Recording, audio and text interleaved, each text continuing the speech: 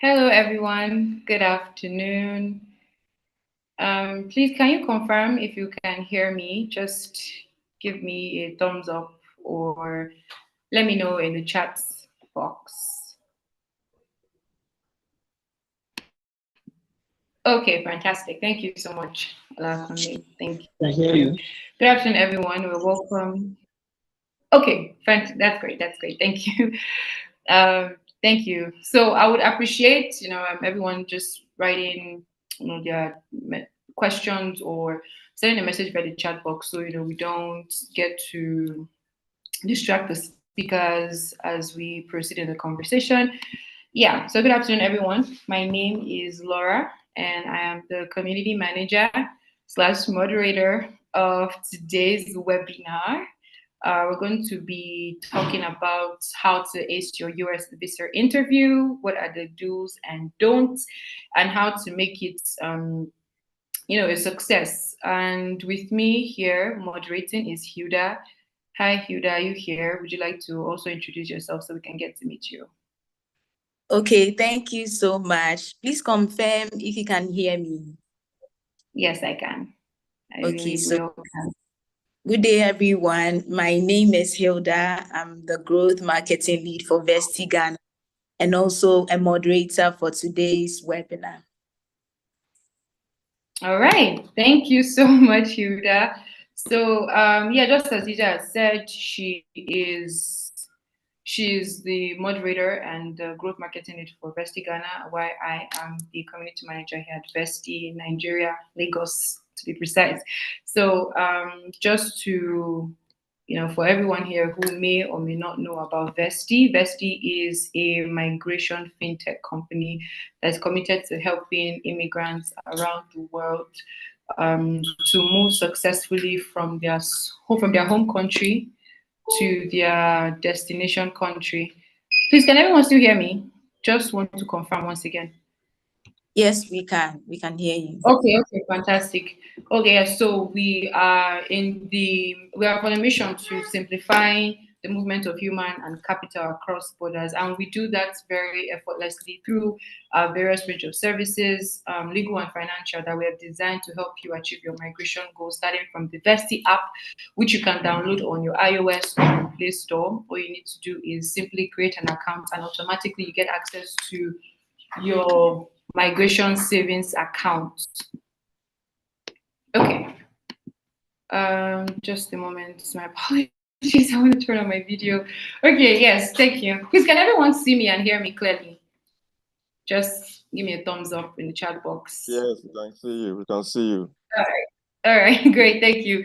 So yes, like as I was saying, we do that through I've designed legal and financial services, through our study loans, our proof of funds. Please, if you're trying to speak, you can just leave a message in the chat box. I had said that earlier so that we don't have too much distractions when we start the conversation. Okay, so yeah, we do that through our proof of funds, our study loans. We also offer education pathway services to different countries, special talent visas, and more recently, Elements, which is a US business registration. I could go on and on, but the reason why we are here today is to actually talk about US visa interview. So yes, I don't know. I speak for myself when I say we've probably all gotten to a point in our lives where we have gotten, up to the stage of having to go to the embassy for an interview so that they can stamp our passport and say, hey, congratulations. But there are actually certain things that you need to do and certain things that you don't need to do when you're going for an interview. Just like a job interview, you need to stay prepared. You need to read, you need to know the questions that will probably be asked. And just like how you prepare for your job interview, we also need to prepare for a visa interview. And with me today, we have four amazing, knowledgeable lineup of speakers who would be answering all of those questions. So, guys, when the conversation starts, feel free to leave your questions in the chat box. I'm going to be bringing them up shortly. I can see Mr. Martins. I think I can also see Mr. Wale. So I'm just going to be calling their names one after the other. They can introduce themselves and then we can start the conversation right away. So I'm going to confirm from the flyer. The first person on here is Mr. Oyewale Okeyode. Kindly unmute your mics and let us get to meet you. And show us your face, please, so that we can see a name. Yeah, can you hear me? Yeah, good afternoon, Laura. Yes, how you doing? I can hear you. Good afternoon. I'm doing Yeah, well. How are you? I'm fine, and also a lovely afternoon to all our audience. Really appreciate your time for coming on board to actually attend this webinar. My name is Okeyode Oyewale, and I'm the Deputy Operations Lead here at Versity. And I hope we are going to have an interesting time together today. Thank you. Yes, it's nice to meet you, Mr. Wale. All right, so next on the flyer is our superwoman, who is the only woman on this lineup of speakers. Hi, Ms. Olubumi Okwadoyin. Kindly unmute and introduce yourself.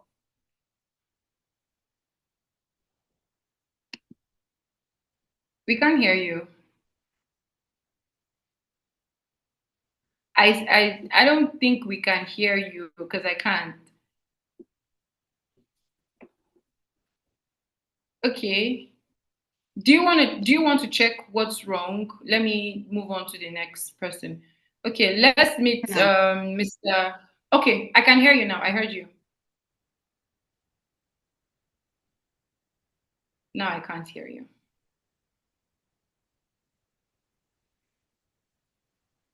Okay, I'm just going to let Mr. Wilson introduce himself, then we'll come back.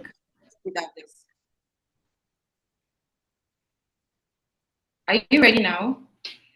Yes, I am. Is it better? Please confirm you can hear me. Yes, I can hear you. Awesome. Okay. Good afternoon, everyone. Good morning from wherever you're tuning in.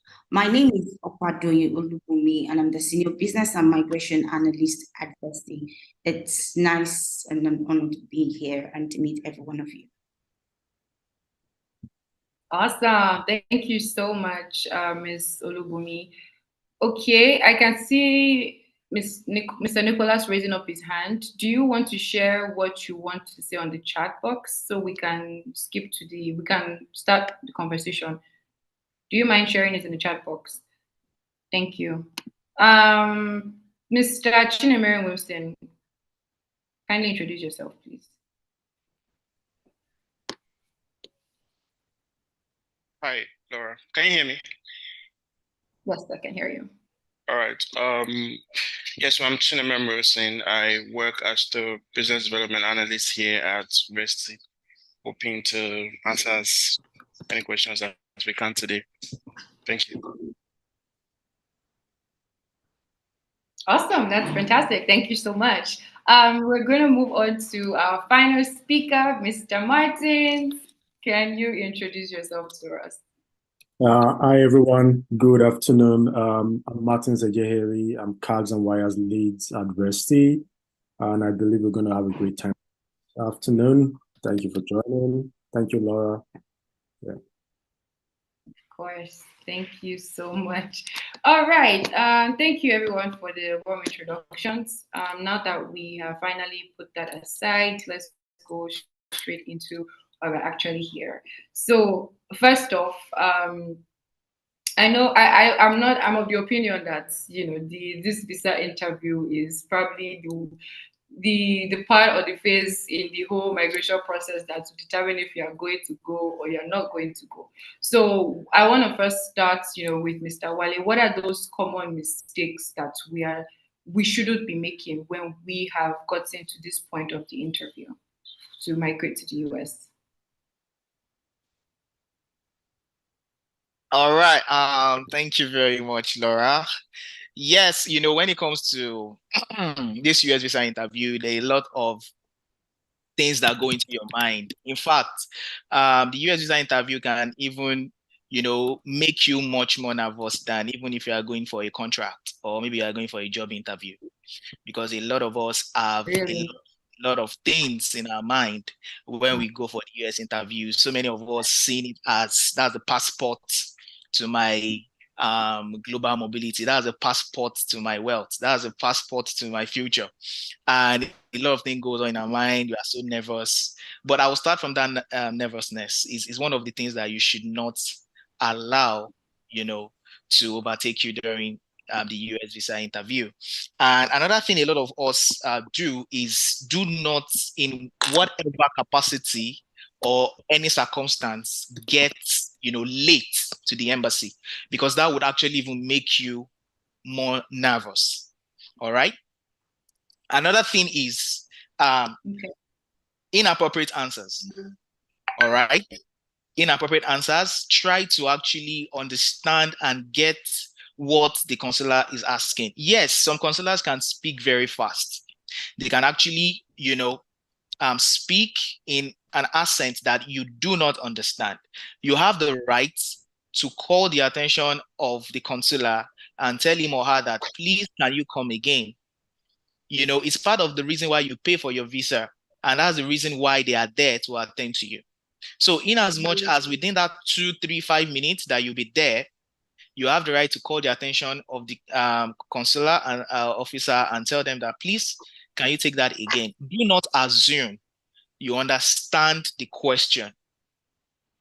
Do not assume, because the consular does not even have the time. They don't have time to waste. The max they're going to spend with you is 2 to 3 minutes. If you see them spending more than that, it means that they're actually, going to somewhere. They want to arrive somewhere with you, like that particular applicant. All right. But if within 2, 3 minutes, they've actually come to a conclusion whether they are giving you the visa or not. All right. Another thing we should not do is inappropriate dressing or appearance. As simple as this point might look, a lot of us overlook it, because you are going for a US interview is like a formal and semi-formal interview together. All right. And I think formal dressing is appropriate for any kind of interview. But when people ask me this question, most time I just tell them, dress in something that you are comfortable with. All right. Because at the end of the day, some people will now say, it's because they said I should dress in this clothing. That is why they didn't give me. But most of the time, it's very good for you to actually dress in something that is comfortable. Do not go there with skimpy dresses. Do not over. In fact, your perfume, the perfume you wear must not even be too strong. Just be moderate. Yes, just be moderate in the things that you put on. Do not put on earrings, eyelashes that look like ant fan. Do not put it on. Like, I know what you're wearing. You are going for a serious business, all right? Yeah. Do not look for something gorgeous. No. It's just a 2 to 3 minute session and you are done. All right, just be moderate. All right, moderately dressed. Another thing is incomplete supporting documents. As simple as your international passport number is. All right, make sure that you are not omitting a number. Make sure that your DS-160 application number correlates with what is even on your appointment confirmation sheet. All right. If your DS-160 confirmation number is not the same thing with what is on your appointment confirmation, you will encounter some delay, and you can even be sent back and they can tell you to come back another day. That can destabilize you totally. So you have to be very, very, very articulate with all the information that you'll be putting on there, because the interviewing consular does not even know you. They do not have any prior information about you. So those things you filled in that DS-160 is even like 40% of what they are going to use in arriving at their conclusion, whether they are giving you the visa or not. But those things you are saying, even while you are at the embassy, is what they are going to judge you on. The first 1, 2, 3 minutes of your interview mostly determine and goes a long way to determine whether you'll be approved or not. All right. And lastly, no matter what happens in your interview session, please do not argue with the visa official. And even if you're going to argue, just be polite about it and be formal about it. All right. So that's that. I'm seeing all those questions coming up, and we are going to take the questions later. Yes. Thank you, Laura. Yes, absolutely. Thank you so much, Mr. Wale. I actually have to take some notes down myself, and I think for me it's the part of the dressing, because even when you were speaking, I was just like, oh, okay, so I should not go there with makeup. I should not go there with my hair done, you know. But I feel like, you know, the part of dressing cannot be, you know, overemphasized. Like, we really need to hammer on that, because I heard of stories where, you know, some people go for the interview and they wear agbada with their feel and everything, and some wear like very serious suits and all. So just even pointing this out, let people know that, hey, it's very important to dress up, and also important to not argue, you know, just to show respect and courtesy is really something that I believe that, you know, we would always remember, you know, when we're going to the US interview. So this visa interviews now, are there, I mean, is the process the same despite the kind of visa that you get? You know, if it's a student visa or a work visa or like a special talent visa, or they are like different criterias we have to we could encounter during the interview depending on the kind of visa, or it's just a similar kind of question or something? Yeah, I might be directed the question. Okay, all right. So yes. All right. So yes, for so many of us here right now on this call, it might interest us to know that the US have about 18 types of visa. All right. And all those 18 types of visa are in different categories, and they all come with their unique requirements and eligibilities. All right. We have the B visa that we all know, the B1, B2, which is the tourist and the visit visa. We have the C1 visa. That one is called the transit visa. For so many of us in Nigeria, you would note that if you happen to get a Canadian visa, all right, and you want to book your flight, and that flight is going to have a layover in the United States, and you don't have a US visa, you will need to apply for a transit visa. And if you can't get that, that means you can't go on that flight. You have to go and look for another flight that will take another route. So that's what the transit visa is meant for. All right. We have another one called the D visa. That one is for the ship crew, airline crews. They have their own category of visa. And you know, you don't work with an airline. So how will you apply for that kind of visa? We have another one called the F visa. That is where we have our students. That is also another visa that is popular, is following the B1, B2 visa closely behind it. We have another one which is called the I visa. That is for the journalists and media. We have another one for called the J visa. That is for exchange visitors. We have another one called the M visa. This M visa is also a student visa, but it's for students going for vocational course. Do not forget, I mentioned F visa earlier. That one is for student going for academic courses, as long as your course is going to span between 2 years, 4 years. All right. And there's another one called T visa, victim of human trafficking. We have one for NAFTA professionals. We have one called the U visa, victim of criminal activity. All right. Somebody will ask me, how will a person of how will they have a visa for a victim of criminal activity? Yes, it has happened before. Maybe someone was you were kidnapped, maybe in a country, and you can actually, give the evidence. No, yes, there's a visa for you. There's a visa for you. So you might wonder, wow, US have visa for every category. We have another one called the H visa. That's the temporary and seasonal workers.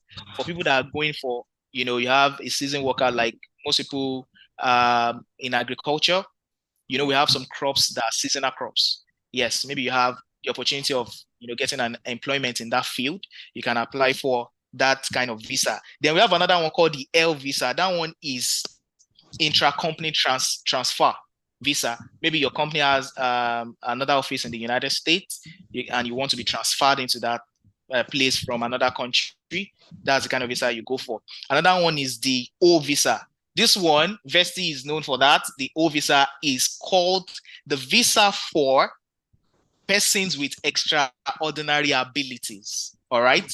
So Vesti is known for that, taking charge of that field. Another one is the P visa. This one is for athletes and entertainers.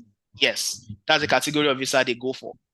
And another category of visa is the R visa. This one is for religious workers, for our fathers, our pastors, our nuns. You have religious engagements in the US.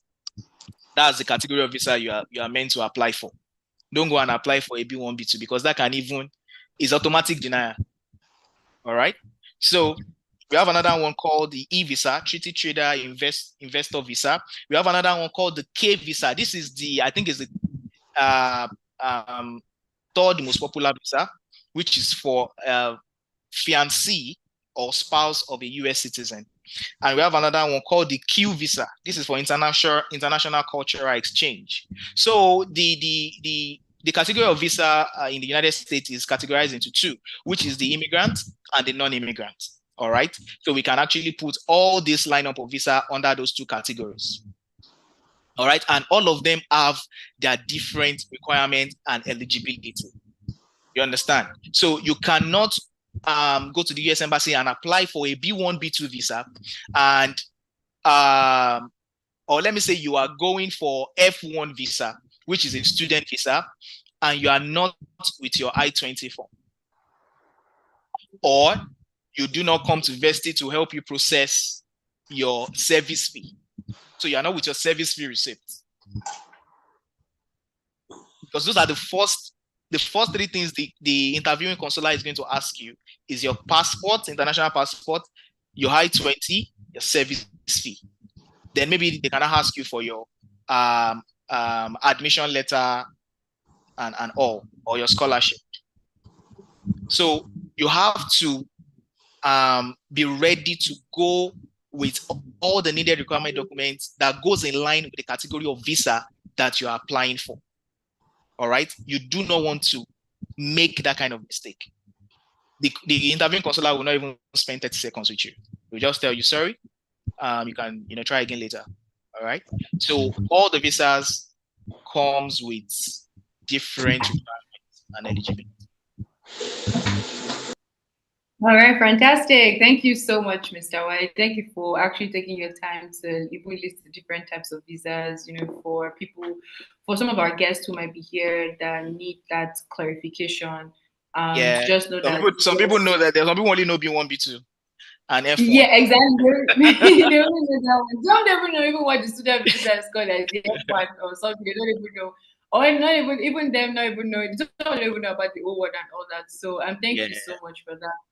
Because I feel like it gives a perspective to, okay, what type of visa and what type of document. And that's why I felt to also ask that, because that would also guide the US interview. I think I want to move, I would like to direct this question to Ms. Bumi.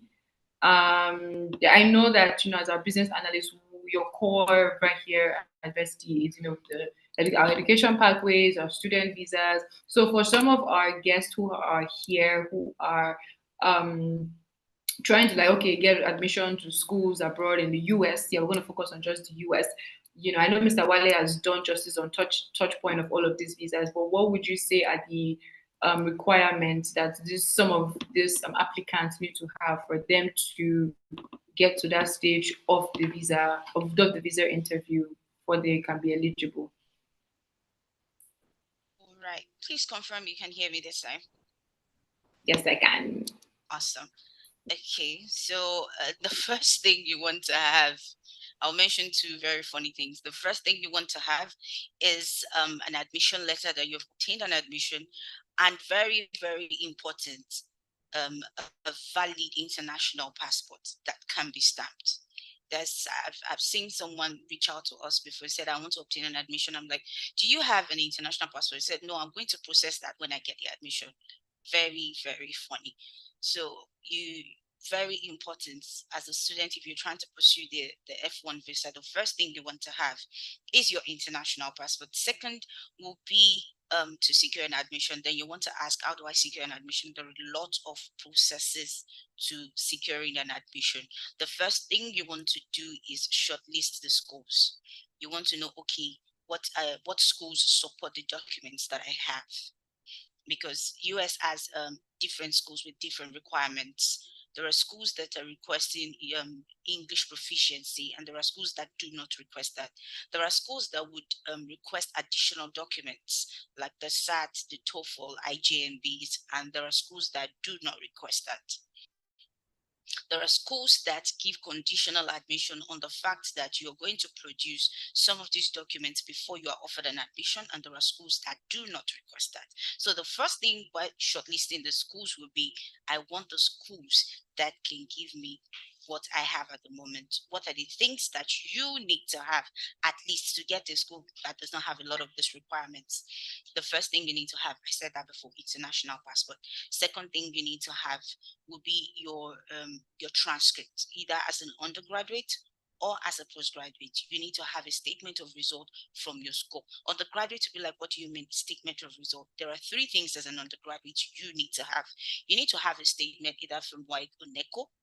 That's the one you print from JAMSTIP. You need to have a scratch card to back that up, because there are schools that want to authenticate that this student actually wrote this exam and did not fabricate this. So they will request for a scratch card from you, and you're going to mail that to them. Then the next thing you want to have will be a testimonial from your school stating that you actually graduated from the school. Then the next thing you want to have will be your proficiency letter, either as a postgraduate or an undergraduate. You want to have an English proficiency letter.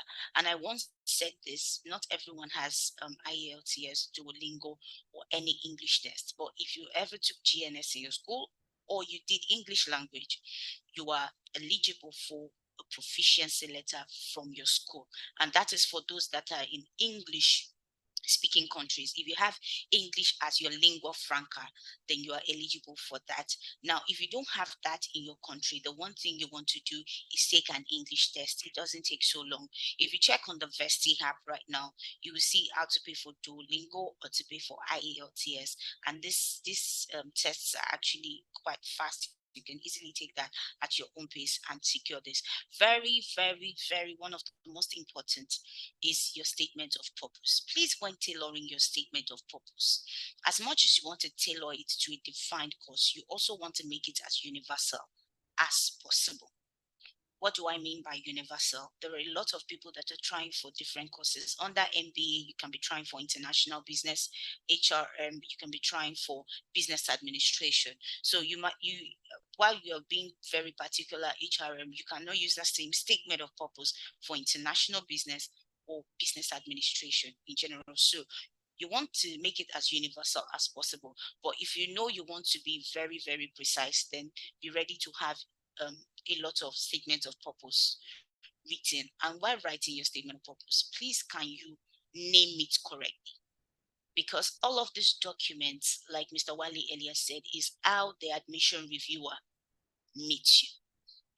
How you put out all of these documents is how the admission reviewer meets you. And take note, even at the point of correspondence, an application can be recalled or nullified. So you want to make sure that all of these documents are well named. The next thing you want to think is, what am I supposed to write in my statement of purpose? I give people a cheat code. It's just three paragraphs, and I can tell you for free that the admission reviewer consider having you as a student. The first thing is, I want to meet you. Me meeting you, state your name, state your course, the country of residence, your course of study, how the course has impacted you. That is the first paragraph. I have met you that way. That way you have listed your hobbies, your passion, what you're very passionate about. The second paragraph is listing your course, the course you are aiming to study in that country. you state well all you have achieved in that course. If you've taken a certification for that, just to get that course, just to further your learning. If you have years of experience, you want to state that in the second paragraph. Your third paragraph should be specifically how this course of intent will be of benefit to you and to the country you are intending to migrate to. Why do I say this? The schools that are offering you admission are not offering because they need students, they also need value. So you want to be sure that you're going to be adding value to that community, to that country as well. So these are the three things you need to take note of when writing your statement of purpose. And the last but not the least you need to prepare will be your letters of recommendation, both academic and professional letters of recommendation. You cannot say you have professional and you don't have academic. Of course, you went to school, so there should be somebody willing to attest to your academic prowess, however it may be, and there should be someone willing to attest to your professional prowess and effectiveness in your place of work, attest to all of the experience you've gathered over the years. So these are the things you actually need to provide even before you get to the point of visa. Now, upon getting this admission, what is next for you? Because we're focusing on the US, you also want to start working on your proof of funds, because immediately an offer is given, the next port of call will be your proof of financial affidavit. Either you have a sponsor or you're self-sponsoring. You want to have your proof of funds ready. Now, for undergraduates, do not make the mistake of self-sponsoring as an undergraduate. You need to have a sponsor as an undergraduate. So you want to prepare your proof of financial affidavit. And while you're working on the admission, you can always prepare for that. How do you prepare for that? If you know that the university gives a timeline of 4 weeks response, you know that at least in the second week, you start to work on your proof of funds as soon as possible, knowing that you might be offered this admission. So once you accept, the next document they want to wait for, there are schools that take about 3 weeks to actually review these documents for authenticity. And when working on your proof of funds, please work with great companies like Vesti, because there are a lot of blacklisted companies and you want to be aware of that. You want to be aware of blacklisted companies offering you proof of funds. It can actually get you either they recall or nullify the admission offer, or you even get a ban from that country. So you want to be very, very sure about the company offering you proof of funds. Then the next thing you need to start preparing will be, okay, I need to make payment for my service fee. It won't be at the point of payment for the service fee, then you know that maybe a dollar card is not working. You don't have a very, very good company. Vesti does all of that, yes, but you want to make sure that you have all of this in hand. Upon getting your service fee, then you get onto the visa stage. It is at that point you want to know, okay, I need to pay for my DS 160 and to start applying for a visa interview. So it is at this point you get to the visa interview stage, and there will be guidance all along the way if you're working with Vesti. So Laura, I'm not sure if that suffices, if you'd like me to go further. No, of course, that suffices for me, and I'm sure for everyone. But if there are any questions, please, guys, feel free to write them in the chat box. Avoid unmuting the mic so that we don't have distractions, just as it has been rightly posted on the chat box. So thank you so much, Ms. Bumi, for giving us a detailed breakdown. Okay. I think I might want to pause for a moment and let Hilda ask some questions from our own end. Hilda, can you hear me? Yes, I can. Thank you so much. And thank you, Ms. Bumi, for that information. I would like to ask, what are some of the common mistakes? What are some of the common interview questions, and then how do I answer them? How do I go about them? If Mr. Wale can help us with that.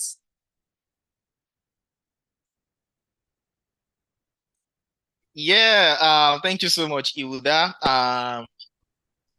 I'll start from this angle, all right?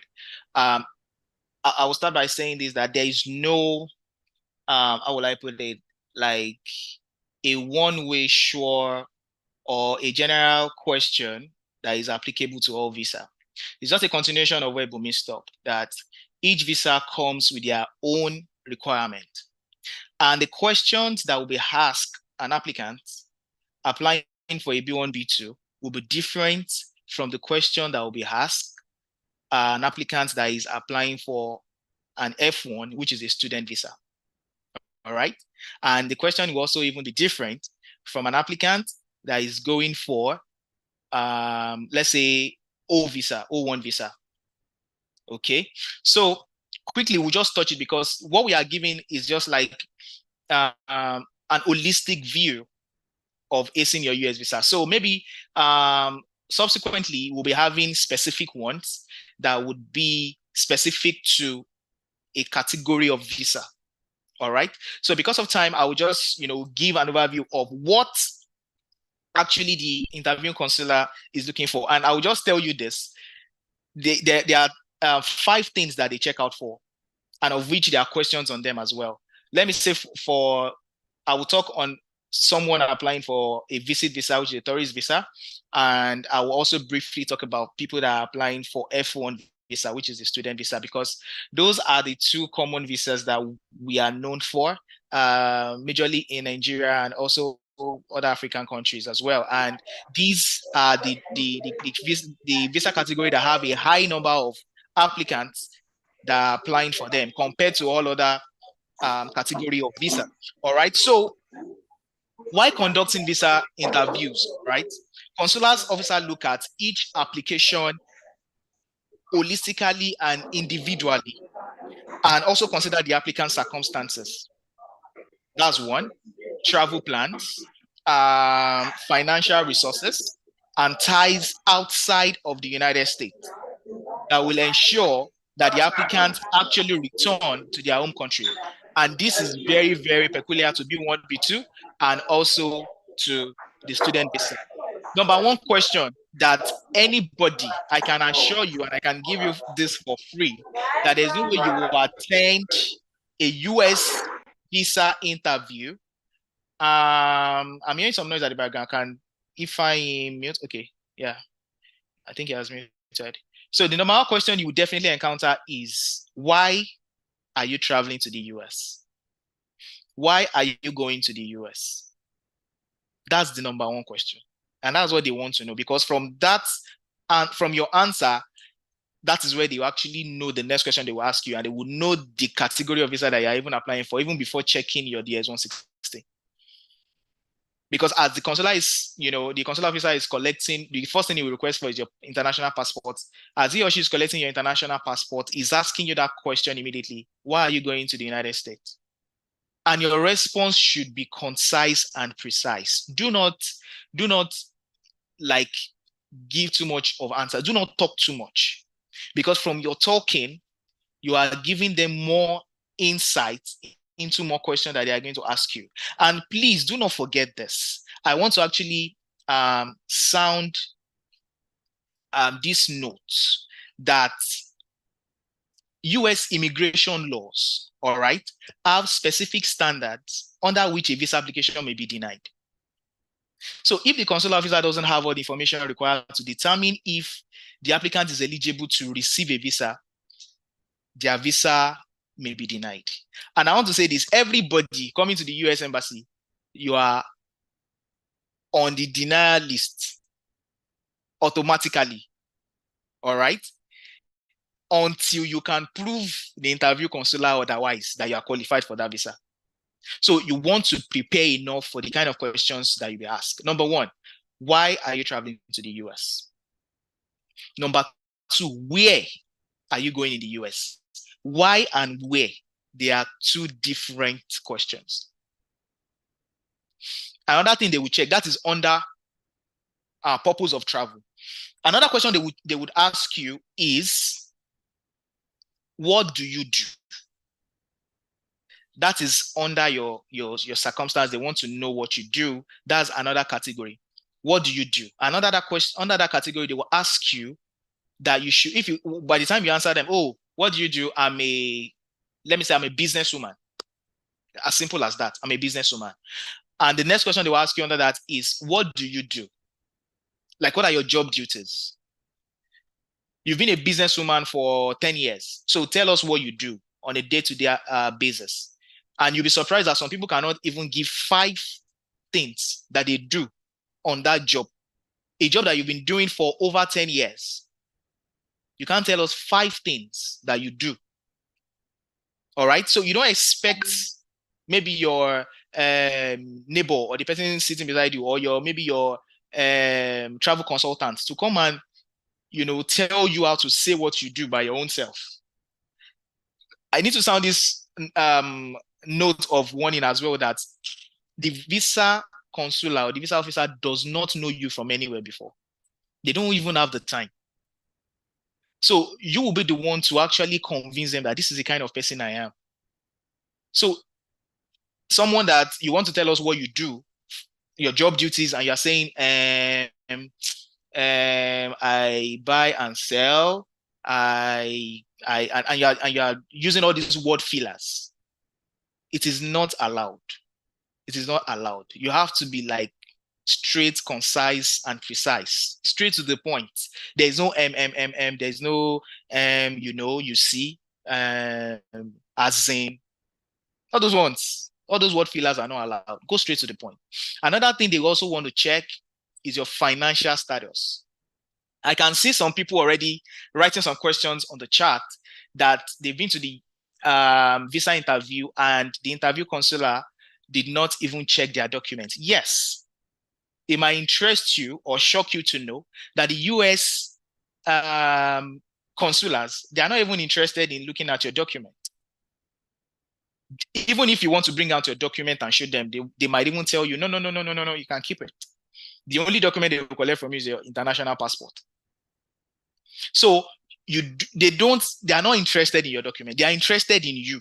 And that is why the US embassy is one of the few embassies in the world that want to see and have a physical interview with all applicants that want to come into the United States via their interviewing consulars at all their designated embassies around the globe. You will notice the difference between the US and Canada. Canada does not even need to see you. Just go and drop your documents. And that's all. They don't even interview you for any Canadian visa, be it visit or student or express entry or work visa. Canada does not even want to see you. That's why they don't even have embassy in some countries. But the US, in Nigeria, they have 2 embassies, one in Abuja, one in Lagos, because they know we are much. The population of these countries, and they want to attend to as much as everybody that wants to come and interview. So they are much interested in what you want to say. They want to know how articulate are you. They want to know if you get into the US, you can actually read simple signs written in English. You can actually obey simple traffic lights. All right. And it's very good for you to be able to converse in English. So then after asking for your financial level, they might ask you, how much do you earn? How much is your salary before tax and after tax? You should be able to say how much you earn. Another thing they will now ask you, that question is targeted at your home ties. There's something we call home ties. All right. There's something we call home ties is what you have that is actually going to bring you back home when we give you this visa, because we don't want you to go there and be a nuisance. We don't want you to go there. And a lot of people go to the United States and they don't come back. So what are those things that will bring you back? That is when they will now ask you, are you married? You don't expect me to tell you how to answer that question, right? Are you married? Yes, I'm married. With how many kids? 1 or 2. You will notice a lot of our students. Now, let me move to F1. A lot of our students get denied on this stance because they don't have enough home ties to bring them back. A student that is married and have a kid have higher chances of approval than a student that is not married, that is single. That's just the truth. So for F1 students, try to relate that question and get around your professional career on how what you are going to study is going to bring you back home and how it's going to be useful for you when you get back to your country. That is how you can actually answer that question. You tie it around the future use case for that course that you are going for. Because I know someone will ask me, as a student, I'm not married, so how will I prove my home ties? All right. Or maybe you can also show them a promise of assurance that by the time you come back from your studies, you'll be employed. All right. So for students as well, you have to show your proof of funds. And for students, please note this. If they don't check any document that you are going with, like I said earlier, for people applying for B1, B2, they might not even check any of your document because they don't even have the time. The max you will spend with any interview consular is 2 to 3 minutes. Under 3 minutes, the interview is over. But for students, if they don't check any document, they will definitely check your statement of account, your proof of funds. How are you going to fund yourself? How are you going to pull through your 4-year course as an undergraduate and your 2-year course as master's student? So they will definitely check that. And make sure that you have your service fee paid. Even if you check all the boxes and you do not pay the service fee, I'm sorry, you won't be granted the visa. All right. So in summary, all visa categories are tied around about 4 to 5 things, which is the purpose of why you're traveling, your financial status, what you do for a living, and also home ties, which is very, very important. All right. So a lot of questions can crop up under all those categories. So it's not left for you to be able to actually know how to defend yourself and how to tell your story, because nobody can tell your story the way you are going to say the story. And even if they interview 100 people, everybody is treated individually and they are treated separately. All right. So that's that. So for this, someone just asked about what do you mean by service fees? Not service charge, service fee, service, SEVIS. SEVIS is an abbreviation. Student exchange visitors fee. It goes directly, yes, thank you for putting that in, Francis Badamosi. It goes directly to the federal government of the United States. So you have to pay it before you go for your interview. So every student, F1 applicant, you have to pay that. And if you have challenges paying it, Vesti can assist you with that. Thank you very much, Hilda. All right. Thank you, Mr. Wale, for that very detailed questions that we can look out for, during the interview. So just before we continue, I'm missing a lot of questions here. So I want to just take about 1 or 2. I know that you've also touched based on some of them while you were having the discussion. So I'm just going through the chat box right here and I'm ticking up. Okay, so the first question we have is, if my kids are 14 and 12 years old dress formally for the visa interview. Okay, the person is asking about her kids. So you mentioned that, as adults, you should dress well, dress simple, dress formal. So does that also Moderate. apply to kids? Or exactly, moderate. Does that also apply to the kids? Well, there's a lot of attention on the main applicants, which most times are the parents.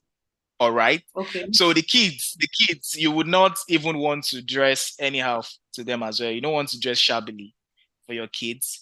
Make sure that they are putting on something. If it's during the week, I've been to the US Embassy a lot of times and I see a lot of kids coming to the US Embassy with their parents in their school uniform. It's allowed. You can put on their school uniform for them, because at the end of the interview, which is not even going to take up to 30 minutes or 1 hour, they can go back to their school and you can also go back to your work. Another thing I used to tell people is this: anytime you are going for a visa interview, dress as if you are going to your work, like you are going to your office.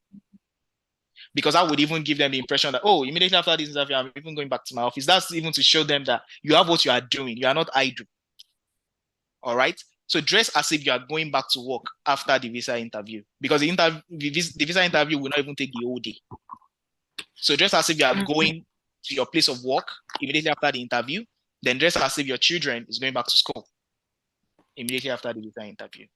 So they don't really pay like much attention on the kids. They even leave the kids. In fact, there are some kids that you see inside the embassy that they will be running everywhere. They'll just be running up and down, and they will be frustrating you, the parents, and you will not be able to beat them because they are inside the US embassy, and that means they are in United States, because that ground you are standing is United States of America. So you cannot beat them.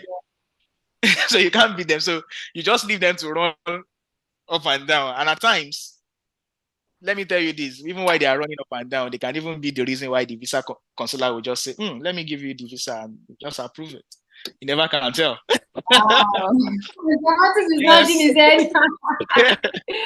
Wow. Because the sole discretion of whether you will get the visa or not solely lies with the visa consular. So that's just it. That's what you have in your mind. So that's just it. So let us go to another question. Okay, yes, fantastic. Thank you so much. So I hope that response helped. Jessica, I said, okay, yes, she responded. Okay, was it Jessica? Okay, Uzochi. I hope I pronounced your name right. Yeah, that's Uzochi. Yeah, Uzochi. So, Jessica, your question has also been responded to. We're going to go to the next one. Adeni, it says, what will you say that US embassy do check for their verification of applicants for visit? Because in most cases, they don't even check the documents you hold in application. You rarely see them asking you to upload supporting documents. Is there a high chance of having a USA visa if you have a Canadian visa? Okay, do you want to take that, Mr. Wale, or just?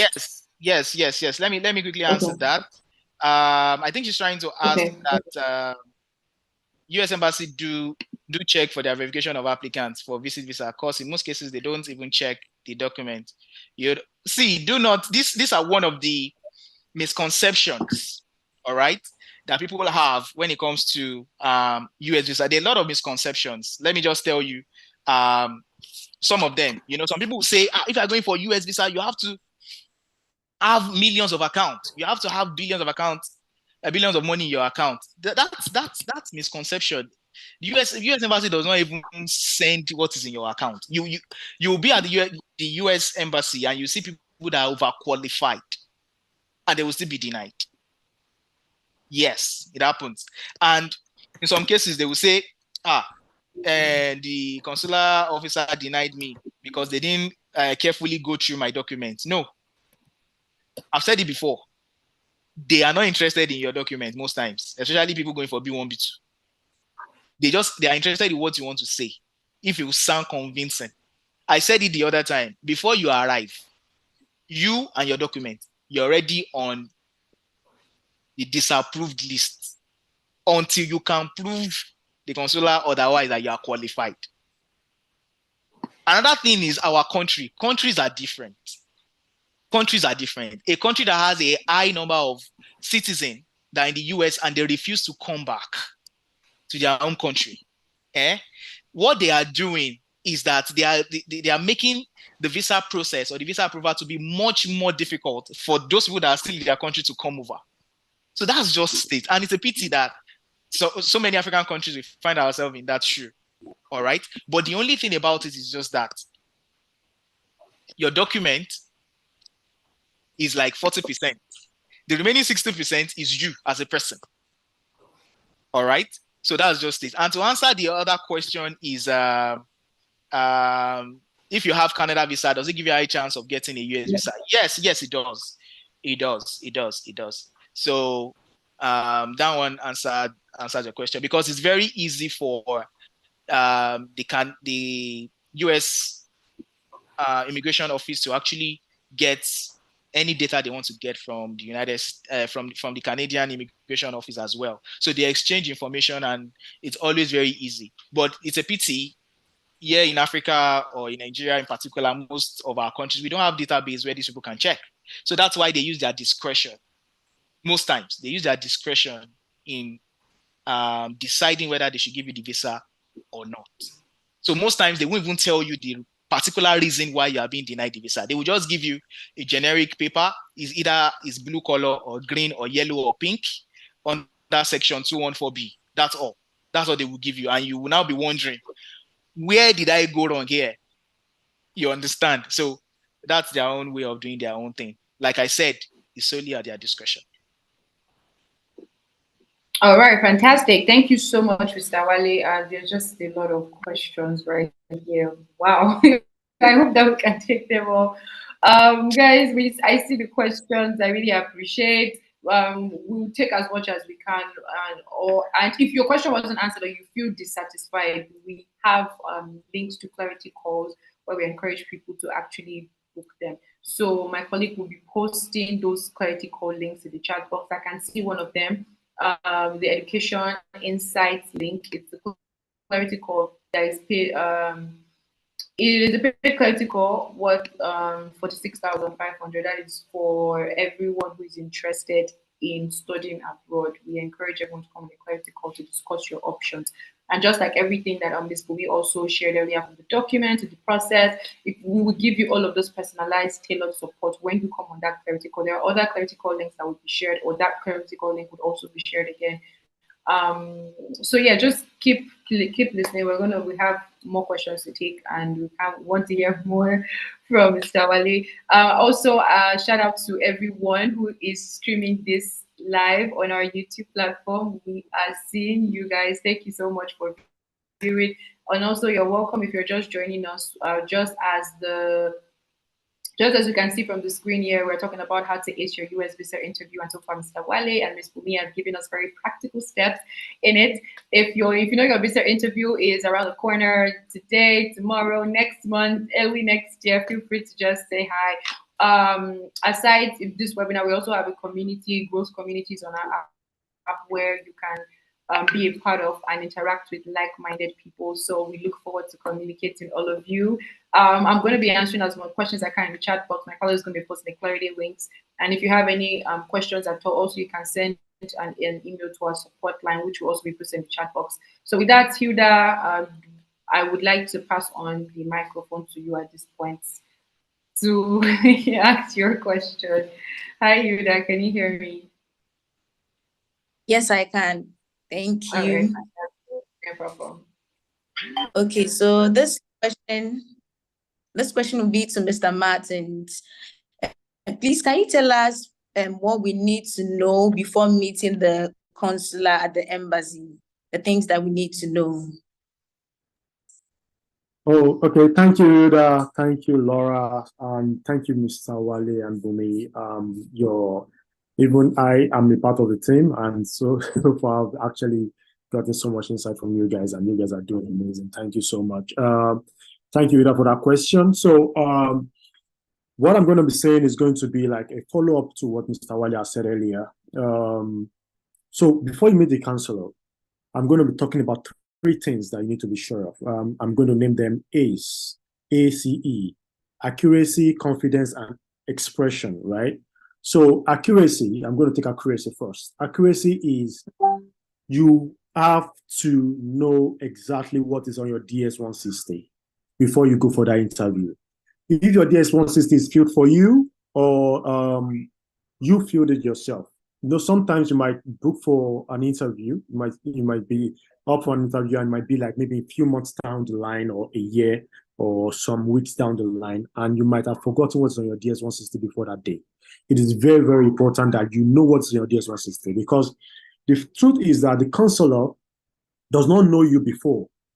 The only information they have to go with is what is on your DS-160 and the answers you're going to give to them. So he's looking at your DS-160 and looking at what you are applying for, and that will tailor what is going to be asking you, right? He's going to be asking you questions around what you filled in. Let's say, for instance, you're going for a B1, B2, which is a visit or tourist visa, and you have entered that you will be sponsoring yourself, and you're going for a week, and you'll be sponsoring yourself throughout that 1 week. Be rest assured that there's a high chance that you'll be asked for your bank statement or your proof of payment that to show that you can actually sponsor yourself. Let's say, for instance, you've entered there that you have travel plans already, right? They might ask you for those travel plans. Like, have you booked an hotel? Have you booked your flight? Stuff like that. Let's say, for instance, you say you don't have any travel plans. They might ask you, like, why don't you have a travel plan? You might need to answer them and tell them you want to get the visa first before you go book your ticket. So you need to be sure of what is on your DS-160. You must be able to defend it accurately, because you are on the negative part of the pile before the interview, and the counselor is just looking for a reason to keep you on that path, right? And you need to convince him enough to move you from that negative part to the positive part of the list of what is in front of him, right?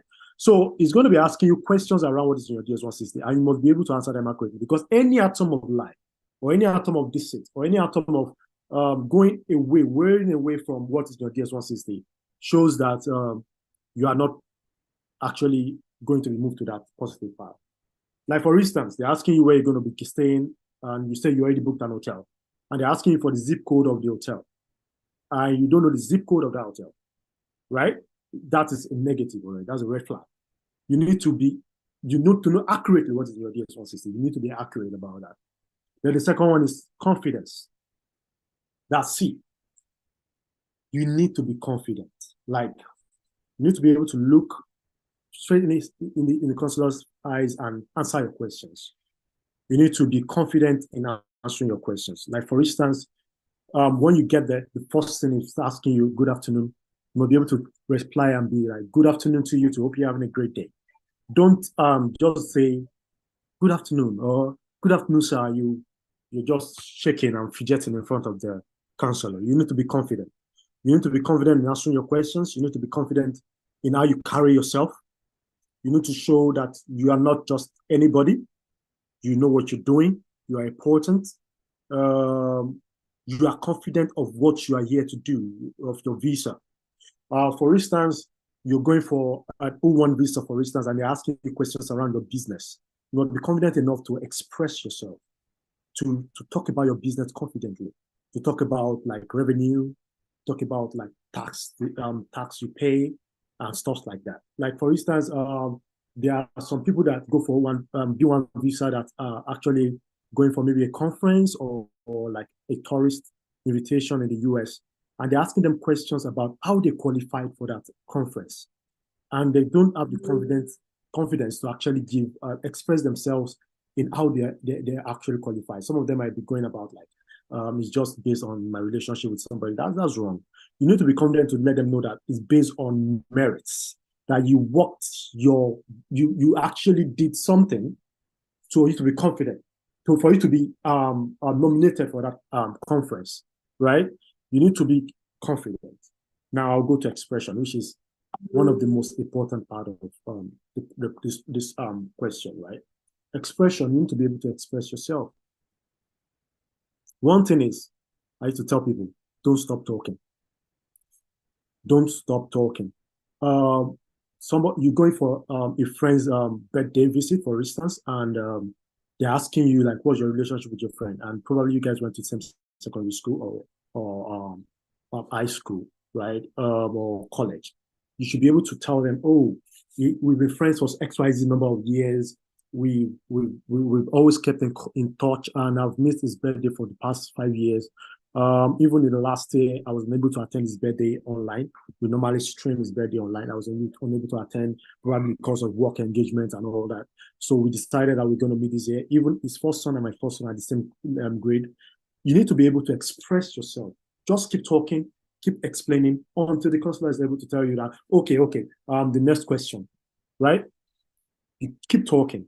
You're going for a business O1 visa, for instance, they're asking you questions around your business. You can keep talking. I've been doing my business for the past, let's say, for instance, I'm a business consultant. I consult fintechs.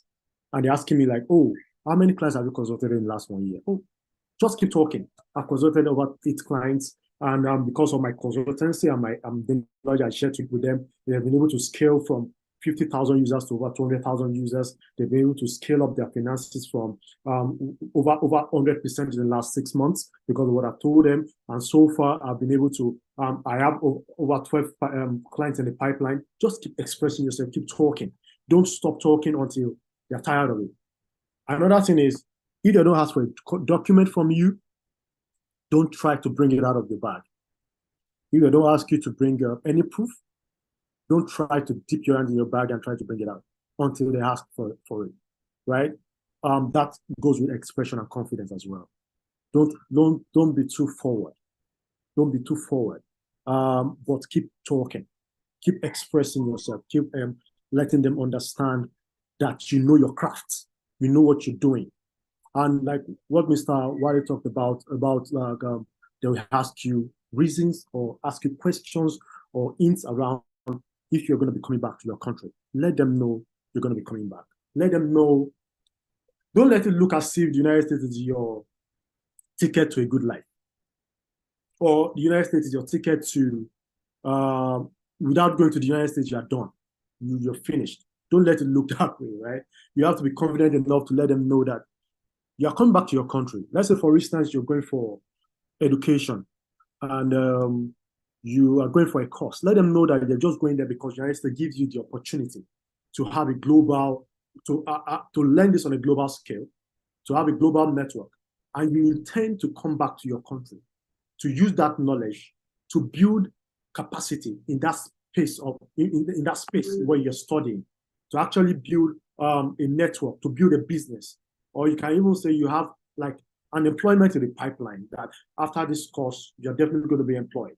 Or you can say you're already employed before, something like that. You're employed before, you want to go for this course, and it increases your chances of getting a better pay, of getting a higher employment, because you intend to improve your career, to advance your career in your own home country. And this course gives you the opportunity to advance your career in your home country, and also advise mentees and mentor other people that are coming up in this space as well. So you need to let them know that you intend to come back to your country because you are so passionate about what you're doing in your country. And don't, like I was talking about the expression, when they're asking you like, why are you going for a course? Oh, I'm going because I want to go and study abroad and get my certification and come back to my country. I just stop. That's wrong. You need to keep talking. I'm going because after my course, I intend to come back to my country. Even if they've not asked you if you're coming back, you can add that to the conversation. I'm traveling to study abroad because I want to learn, I want to get my certification, and I intend to come back, to come and use that certification to advance my career in Nigeria, to mentor some other people in my sphere of influence in this capacity, to make them also advance their career as well. I want to use whatever I'm going to learn in the United States, because the United States is going to give me better education and give me exposure to the global practice in this space. And I'm going to use that to improve this sphere, this space in my country, to advance and also mentor people and make me an institution in my country when it comes to XYZ career, right? So you have to keep talking. You have to let them know that you are so passionate about your country, right? So those are 3 things I'm going to be talking about when it comes to tips about what you need to know before you go to the front of the counselor. Is accuracy, confidence. Accuracy, yeah, confidence and expression. Can you still hear me, Mr. Martins? Because I stopped hearing you. Okay, fantastic. Yes, I wanted to give you a round of applause, but I was like, you just aced it for us. Thank you so much. So yeah, because of time, we'll not be able to take a lot of questions. So I'm just going to take 2 more questions, and we'll ask the final question. And next up, we encourage everyone to just come on a clarity call to discuss whichever. And if you are still skeptical, you're not sure which of the visas that you actually are qualified for, you want to apply for, all you simply need to do is to send us a DM on either Vesti Official, Vesti UK, Vesti Zambia, or Vesti Ghana. So you see, we are everywhere for you. The country location is not a barrier. So just follow our pages and send us a DM so we can respond. Yeah, so I'm looking for, okay, I think a question came in from YouTube. However, while I look through the chat box here, I would like to direct this question to either Mr. Wale or Mr. Wilson. It says, does the DS-160 also apply to those going on tourist visa? Yeah, of course. The DS-160 is like the major thing. Like we've been saying since we begin this call, that is what is even going to give the interviewing consular the first impression about you. That's where they get to know you at a glance. So the DS-160 is applicable to, almost all visa categories, if not all, almost. Yeah. Okay. All right. Fantastic. Thank you so much, Mr. Wale. So, Shingai, I hope I pronounced the name right, says he has a new contract to work in Rwanda, which is not his home country, contracted by Andela, and his interview is next week. That's for F1 visa. How does he navigate a possible question on home ties since he's not married? So I think you spoke about home ties. Maybe you want to touch base on that very quickly for him. Is that possible? Yes, I actually want to get his question right because you said you have a new contract to work in Rwanda, which is not your home country. Contrary by my interview F1 visa postgraduate is next week. How do I navigate a positive question on home ties? I'm not. Okay. That means you are going for a student visa, right? Because F1 is a student, it's a student category. So yes, definitely. I said it the other time that you can actually tie your own ties around what you are doing currently. Okay. And Mr. Martins also said it the other time that you'll be coming back. You need that. You can tell them you need that course or you need that postgraduate course for you to be able to move to the next stage of your career. All right. And you can even also get some kind of study leave from where you work so that they will see that, okay, your company is aware, they can sign it, and it can even be, dotted black and white that once you are coming, you still have your space reserved for you. So that is going to give the consular a kind of assurance that definitely this person is not just going there to elope, but is going there to come back and advance his career and also add more value to himself and the company you'll be working with. Okay, fantastic. Thank you so much, Mr. Wale. I see a lot of questions here. Please feel free to reach out to Vesti Official for all of your questions. If you're listening to us on YouTube or you're currently here on Zoom with us, kindly send us a DM on Instagram across our various platforms. Follow us as well. Download the app, yes, because most of all of this value and knowledge session is really just embedded in the app. When you download the app, you create an account, you get to actually even save for your migration related journey because you need money here and money there. And speaking of money, I came across a question. I want to just casually ask Mr. Wale. So, can anybody be your sponsor? Maybe my uncle now, my rich uncle that just came back from that maybe just get one contract. Can you sponsor me? Or I need a specific kind of sponsor. So, is there any specific ties to who can sponsor me or something? It depends on it depends on the kind of visa you are applying for actually. Okay. And no matter the category of visa you're applying for, yes, people can apply for you, but it has to go in line with the category of visa you are going for. If it's a B1, B2, yes, your uncle, your cousin, they can actually sponsor you. If it's maybe you are going to visit your uncle who is staying in the United States, or your cousin or your auntie, yes, they can sponsor you. But do not forget, there are still some parameters to be watched. You are 35, you are 40, you want to go and visit someone, and is that person that is sponsoring you? What have you been using your life for? So just look at it around. look at it around that space too. You might tell them that it's a collaboration. Maybe the person is taking 50%, you are taking 50%. So do not make it look as if you don't even have anything to contribute. You don't even have a life. So if you get there and you see the kind of life your uncle is living, how are you going to come back? You won't come back. So do not make it look like so all these things, applying for US visa can be a daunting task because there are a lot of things to watch out for. All right. So, but if you are applying for F1 visa, student visa, yes, your parents can sponsor you. Then you can also be sponsored with the aid of scholarships by your school or maybe another company that is giving scholarships. Then maybe you are going for a conference that has to be work related. Your company can sponsor you too. Do you understand? Okay. Yes. Okay, So, so the type of visa determines the type of yeah, the type of sponsorship. visa and the purpose Okay. of why you are Okay. traveling. Yes. Okay. So I think Bumi Okay, has yes, the other one. Please, you can share. Okay, I wanted to quickly buttress on that, but thankfully, I think Mr. Wali has mentioned a lot on purpose. And please be very, very sure on the source of funds for your sponsor. If your uncle, for example, is a manager in a bank, you want to be sure he's using his personal account and there can be direct inflow and outflow from that account.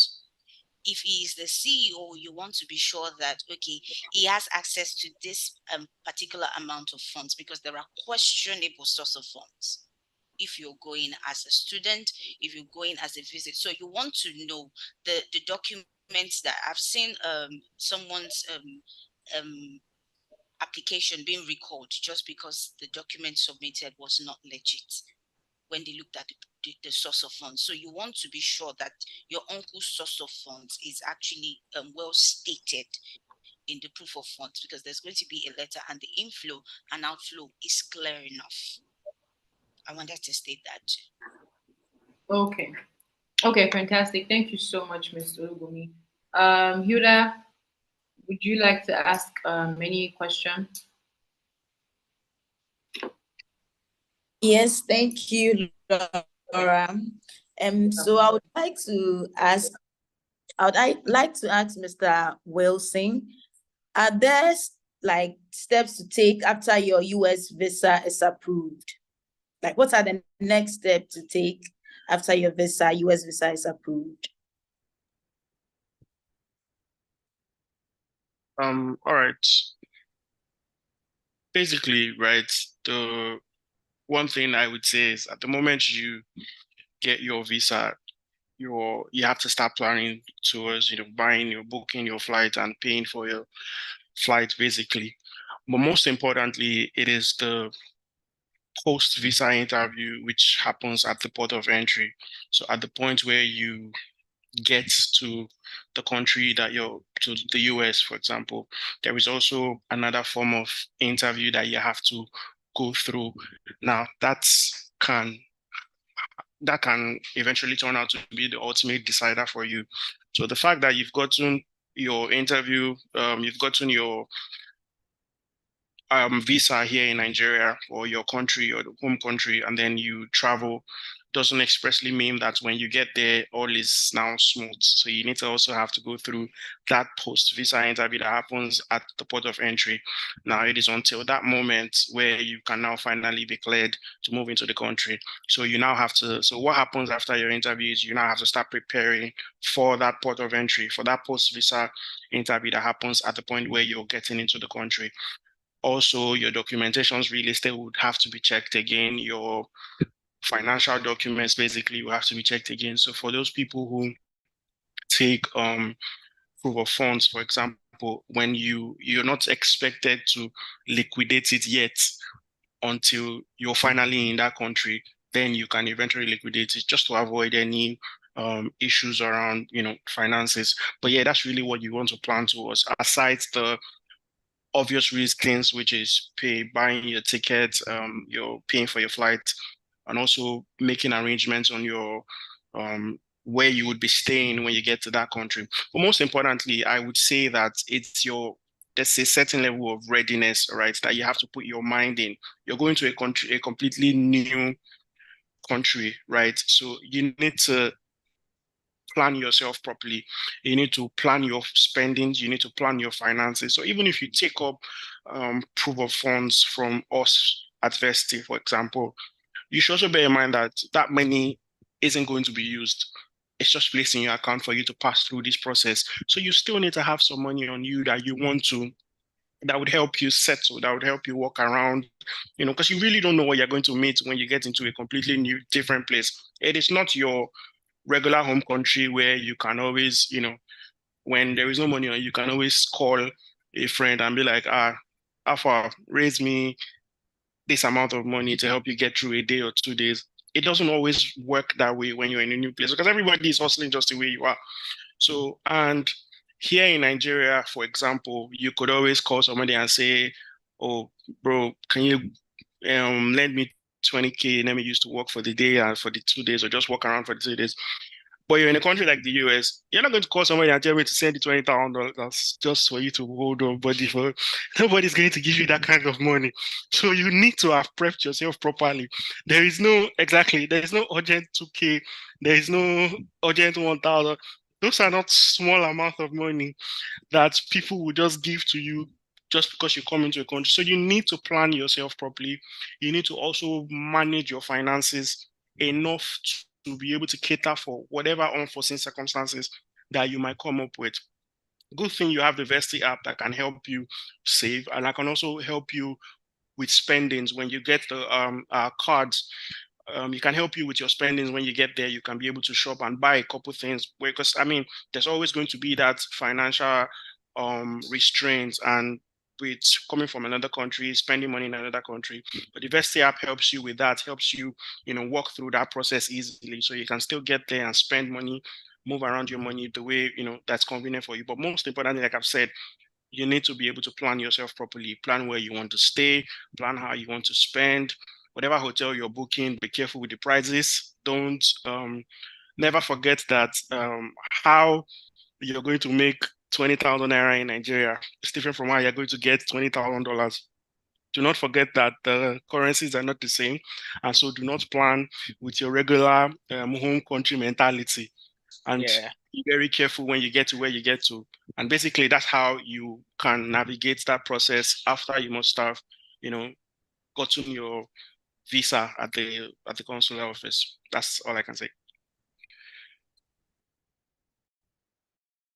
Okay, fantastic. Thank you so much, Wilson, for that insight. Thank you, Mr. Wale as well, Mr. Martins, Ms. Bumi, for everything you shared. Hi, Chiamaka, I see your hand is up, but please, you would have to send us a DM on Instagram or drop your question here in the chat box. So as we're rounding off now, we can easily just attend to it.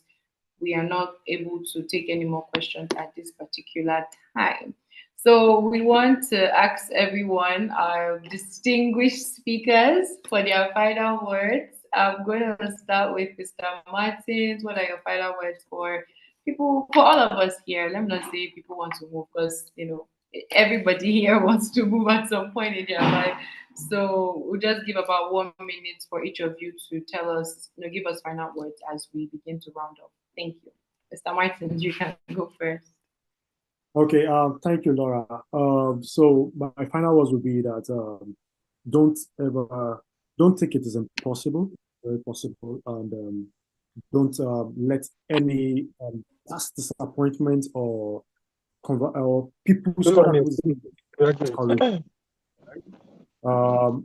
something that is possible, it is doable, and it is not that hard, not that tough. Don't be agitated. Don't take it too personal that it are affecting your mental health or affecting you. It's something that is very doable and straightforward, right? And it is not an impossibility. It is possible for anybody, believe me. We got on your side. It's possible for anybody. So that's the thing. All right. Thank you so much, Mr. Martins. Ms. Bumi, kindly go next.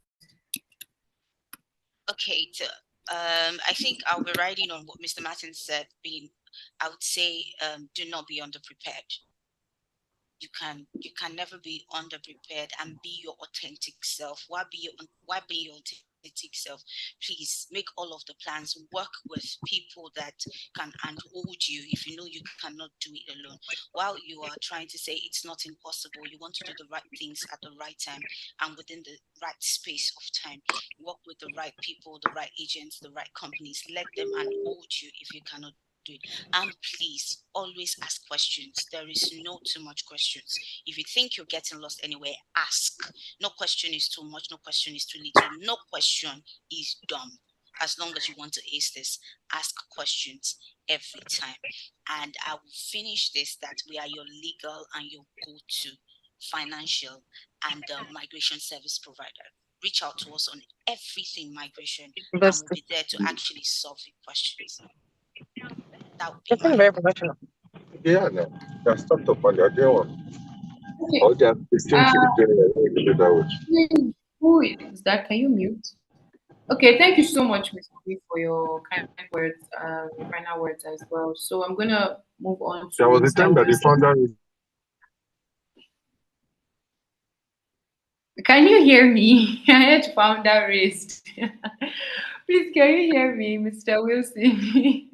I think I that's think from it's Mr. Bank. Yeah. Mr. Banky Adediro. Mr. Bank Adediro. Best team, please help us to mute Mr. Banke. I don't know where it's going. Please be safe. All right, I'm just gonna take Wilson. Can you hear me? Yeah, I can. Yeah, what are your final words for us today? So what I would say really is, so as much as we can have these sessions, as much as we can get people to guide you and all of this, it is still going to be you versus the consular at that point. So your composure is still what is going to get you through it. We can give you all the necessary tips. We can tell you how to answer all the questions, and you can get there and just freeze. So you really need to compose yourself. And I mean, as much as you want to allow information, sometimes I always say too much information can get your mind all clouded up and make things clumsy in your head. So from all that we've said, you need to also pick the very most important things that work for you, mostly the tools that has been said that you feel like can guide you properly, so that when you get there, you are not under any form of pressure. You're still going to, we're trying to avoid a situation whereby you say you came on Vesti's webinar, when you got there, you still got denied. You also need to bear in mind that we are experts and can just tell you what to do, but we're not going to sit there with you. When the consular asks you, what is your name, and you stammer, you're not going to come back and say, we are the ones that made you stammer.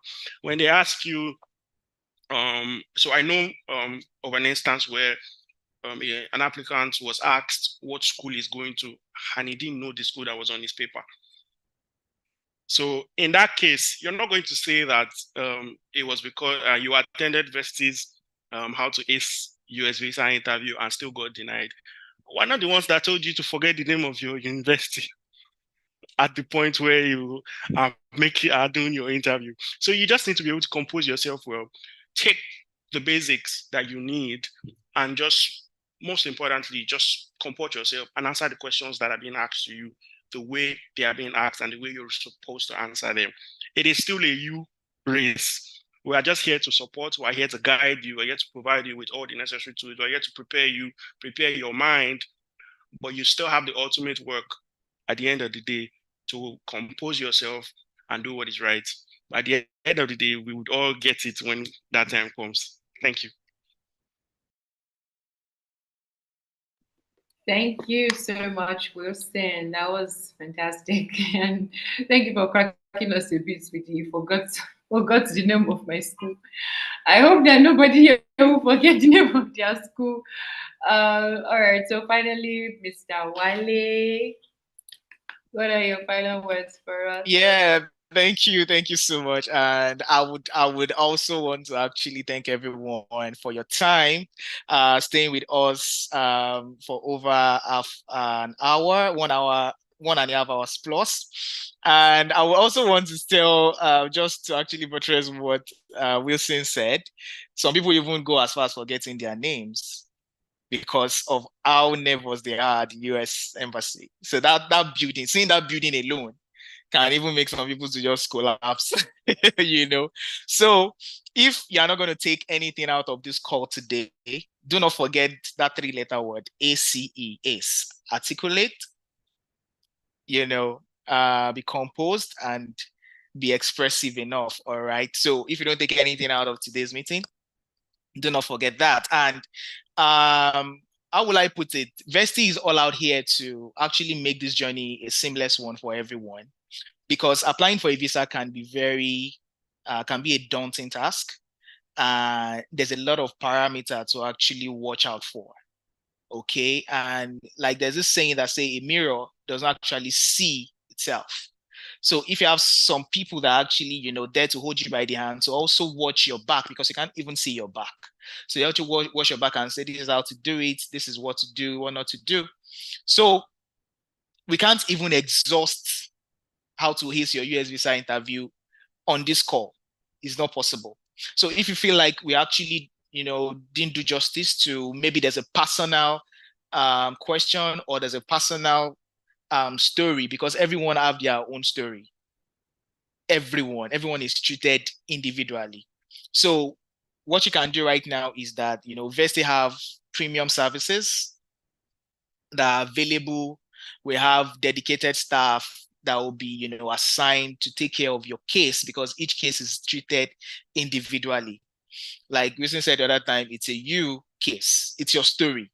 So do one thing for me today. Go to your Apple and a Google Play Store, go to your iOS store, download the Vesti app right now.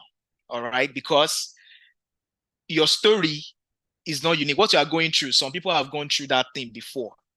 And on Vesti app, we have some communities whereby, you know, you can subscribe to some pathways. If your own pathway is B1, B2, if your own pathway is F1, if your own pathway is Canada Express entry, we have some communities, but you have to subscribe to it and you'll be part of the community. You see people that will hold you by the hand, tell you that you are not alone.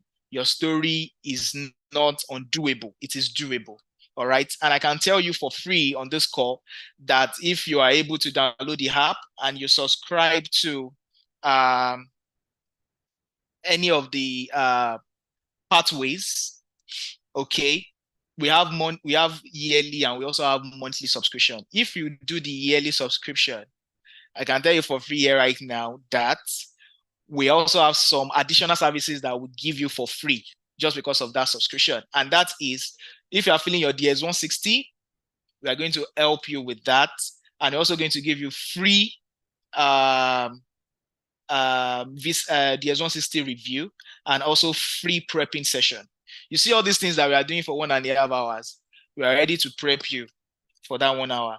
And the best we are here to do is just that, to make this thing easy. How will I say it now? Immigration is one of the oldest thing on earth, and it's not even going to stop right now. So we'll definitely tell you, okay, this is what you have. And it's easy for us to say, okay, this and this is what is going to get you to this and this. If this is not working out, it doesn't mean the other ones is not going to work out. All right. So thank you so very much. Thank you, Laura. Thank you, Hilda, for this wonderful session. And a big thank you to all our wonderful audience on YouTube, here on Zoom as well. Thank you so very much. Yay! Thank you so much, Mr. Wale. Thank you, everyone, for joining, for participating, for sending in your questions. We love and appreciate you all. But don't forget, as you are leaving this meeting, hurry and go and download the Vesti app. Hurry and head over to Instagram or Twitter or LinkedIn pages and ask your questions. Hurry now and book that clarity call. The links are in the chat box currently. Thank you, everyone, for also streaming on our YouTube page. We see you. We love you. We appreciate you. And to our beautiful, beautiful panelists, thank you so much for so much insights, everything that you've shared. We appreciate you all. And to my wonderful co-moderator, Hilda, Thank you. I actually appreciate you currently. Thank you so much. So, guys, we'll be sending a feedback form to everyone who registered very shortly. That my colleague had posted that on the chat box, but I thought to share again. We'll be sharing the feedback form from to just to get to hear your thoughts after this webinar. We would appreciate if you can fill it and tell us what you like, what you didn't really like, what you think can be done better, what you think we could have done. Just basically your feedback, and that would be used to improve our webinar in the upcoming times. Thank you so much for joining in. Have a beautiful evening from Vesti. We love you all. Ciao. Adios. Bye. Bye, guys. Thank you. Thank you. Yeah, of course. Thank you.